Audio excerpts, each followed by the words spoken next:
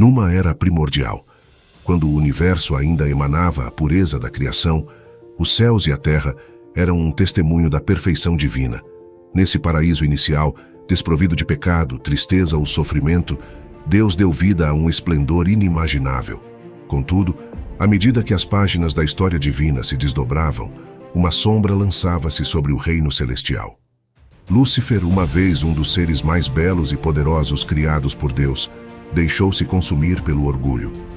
Um anseio egoísta emergiu em seu coração, desejando ser adorado como Deus.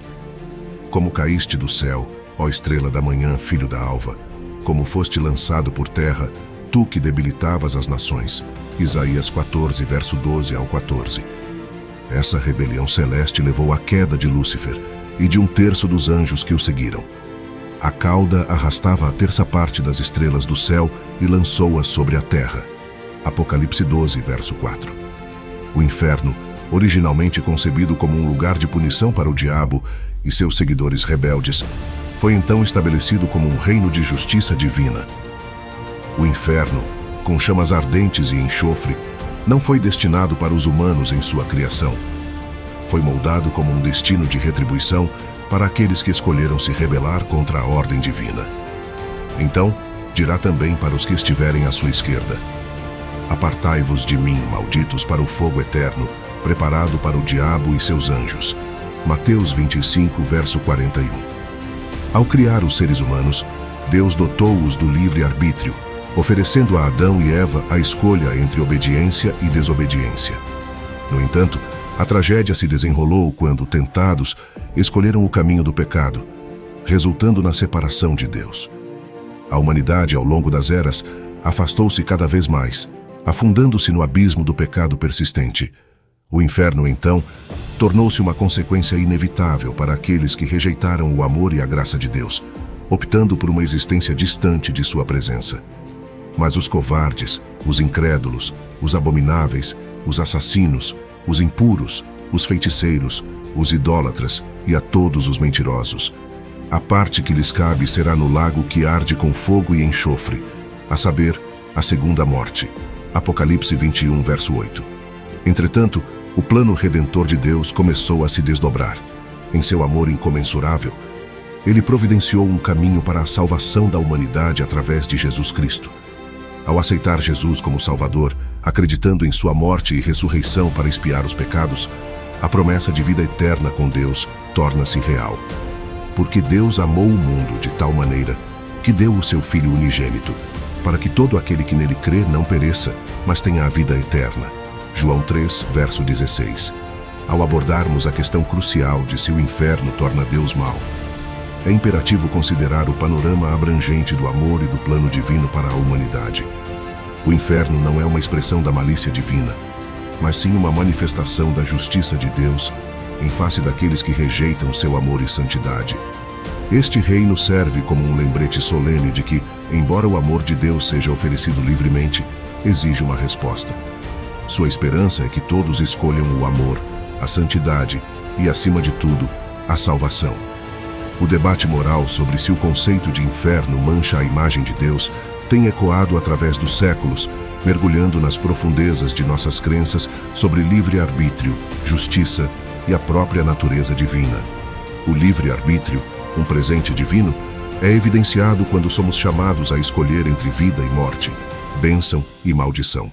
Hoje dou a vocês a escolha entre vida e morte, entre bênção e maldição. Deuteronômio 30, verso 19. Nessa jornada espiritual a decisão é nossa, pois Deus não impõe sua vontade sobre nossas escolhas. Como expresso em Josué: escolham hoje a quem irão servir. Eu e minha casa serviremos ao Senhor. Josué 24, verso 15. A justiça e a punição estão entrelaçadas na narrativa do inferno. Este reino de fogo representa uma resposta divina à rejeição do amor e da graça. Assim como em qualquer relacionamento, a aceitação e a reciprocidade são cruciais. A escolha de se afastar do amor de Deus leva à separação espiritual, personificada pelo inferno. A justiça de Deus, embora muitas vezes além de nossa compreensão, é proclamada nas palavras: porque os meus pensamentos não são os vossos pensamentos, nem os vossos caminhos os meus caminhos. porque assim como os céus são mais altos do que a terra, assim são os meus caminhos mais altos do que os vossos caminhos, e os meus pensamentos mais altos do que os vossos pensamentos. Isaías 55, verso 8 e 9. Assim, o conceito de inferno não retrata Deus como mal. Pelo contrário, destaca a importância do livre-arbítrio, as consequências da rejeição do amor divino e a perfeição da justiça divina. Enquanto nossa compreensão é limitada, a fé nos direciona à confiança na natureza perfeita de Deus e em seu amor infindável. As implicações da existência do inferno levantam questões morais profundas.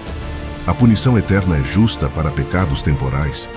Como reconciliar a misericórdia de Deus com um tormento eterno? Essa tensão entre justiça divina e misericórdia é o epicentro de inúmeros debates teológicos. O livre-arbítrio surge novamente, oferecendo a escolha humana como fator determinante. O inferno não é um destino imposto por Deus, mas uma consequência da escolha humana de rejeitar a divindade.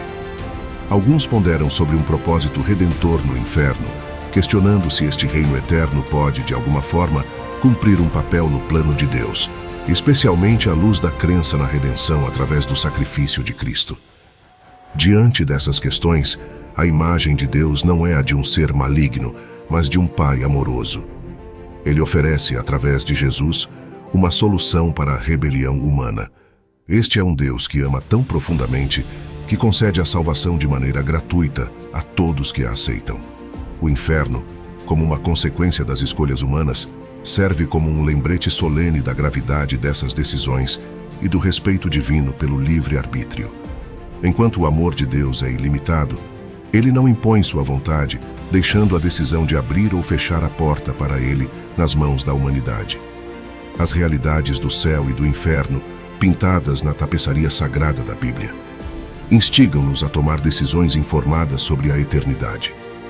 Hoje, eu invoco os céus e a terra como testemunhas contra vocês, que eu coloquei diante de vocês a vida e a morte, a bênção e a maldição. Agora escolham a vida para que vocês e seus filhos vivam. Deuteronômio 30, verso 19. O poder da escolha é nosso, e somos instados a escolher com sabedoria. O desejo de Deus não é que alguém pereça, mas que todos se arrependam. Segundo Pedro, versículo 3, verso 9.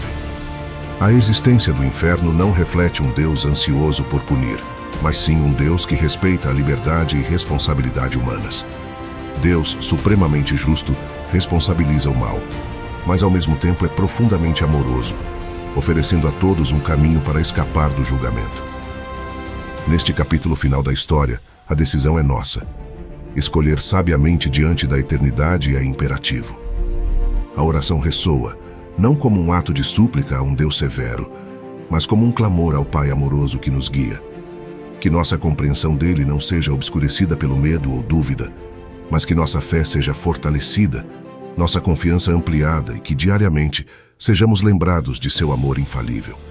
Em nome de Jesus, assim oramos. Amém.